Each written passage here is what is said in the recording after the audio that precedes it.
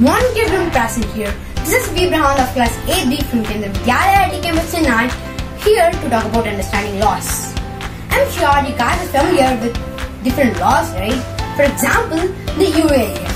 I mean, the Universal Adult Franchise, which says that the people of 18 and above age are only allowed to vote.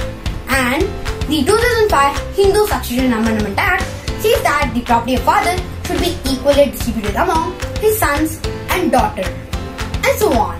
But if we think deep about laws, we have many questions, right? First of all, what's a law? Then, does law play for all? After that, how do we make laws? Then we should also discuss about controversial laws or unpopular laws which are not liked by the people. What can we do for that? I'll just come to that in a bit. So first of all, what are laws? In simple language, law is a system of rules that a particular country or community recognizes as regulations for its members and which it can enforce by penalties. It means that if a person doesn't obey as per the law, he can be penalized or punished with a due trial in court. Then, coming to the second question, does law apply for all? Yeah, I'm sure you guys could have got the answer. That's right, laws apply for all. Because we have also learned that we have right to equality, right? It means that laws cannot discriminate between people on the basis of religion, caste, gender, etc. Then, you all guys could have also got another question. What about British rule? In that case too, does law apply to all? I'll answer to that question also. In that case, it's a colonial period, so its laws does not apply to all. I'll just explain it with two examples. Firstly, the Rowlatt Act, which was in effect from 10th March 1990. It says that a person can be arrested without no due trial in court. Because of that, there was a big protest in Punjab.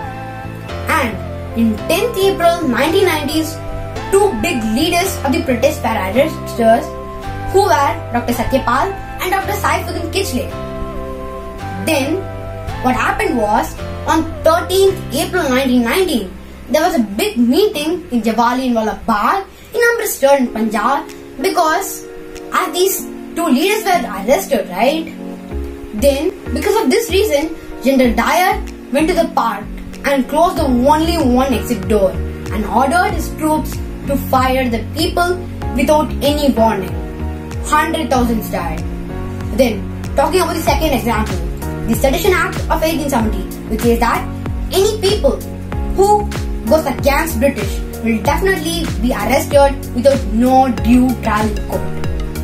Then, coming to a third question, how are laws created? Actually, Parliament plays a very important role in law making. We should revise the previous year's concept as well. So, firstly, what's democracy? Democracy is of the people, by the people, and for the people. So, people are very, very important in law making. All the laws should be comfortable to the people. For example, there was a lot of women violence from 1990s to 2000. Because of that, there were a lot of protests which was supported by many women organizations as well. And at last, in 2002, the Standing Committee recommendations to the Rajya Sabha, which was also tabled in Lok Sabha.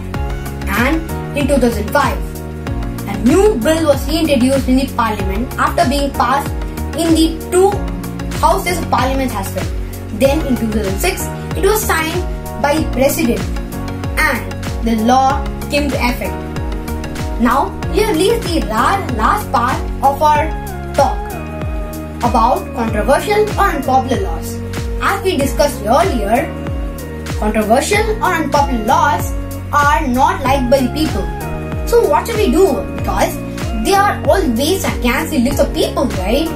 What can the people do? I will explain about that.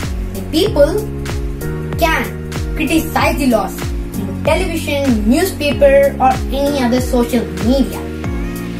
Okay, I'm sure you guys have understood laws in a much better manner. Thank you.